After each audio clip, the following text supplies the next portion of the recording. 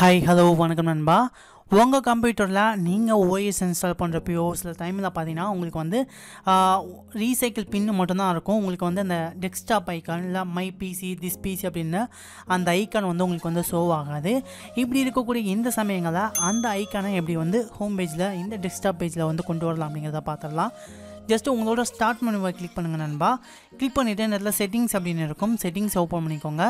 Settings open பண்ணி பார்த்தீங்கன்னா இந்த இடத்துல பெனலைசேஷன் அப்படின்னு இருக்கும். இதை ஒன் டைம் வந்து ஓப்பன் பண்ணிக்கோங்க. இதை ஓப்பன் பண்ணனே பார்த்தீங்கன்னா இந்த இடத்துல தீம்ஸ் இருக்குல்ல, தீம்ஸ் கிளிக் பண்ணுங்கள்.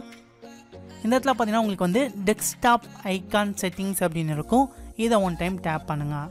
இந்த இடத்துல பார்த்தீங்கன்னா உங்களுக்கு வந்து டிக் பாக்ஸ்னால் ரீசைக்கிள் பின்னில் மட்டும்தான் உங்களுக்கு வந்து டிக் ஆகிருக்கும். இல்லை உங்களுக்கு வேறு ஏதாவது தேவை அப்படிங்கிறப்பையும் அதை நீங்கள் வந்து டிக் பண்ணிக்கலாம். நான் வந்து கம்ப்யூட்டர் சூஸ் பண்ணிக்கிறேன். இல்லை உங்களுக்கு வந்து கண்ட்ரோல் பேனல் எல்லாம் வேணும் அப்படிங்கிறப்ப நீங்கள் அதையும் சூஸ் பண்ணிக்கலாம்.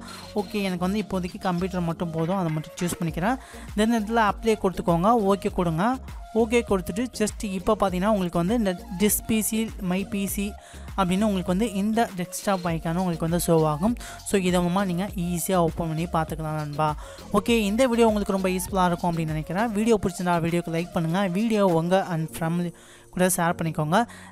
சேனலை வந்து மறக்காமல் சப்ஸ்கிரைப் பண்ணிக்கோங்க நண்பா. தேங்க்யூ நண்பா. தேங்க்யூ ஃபார் வாட்சிங்.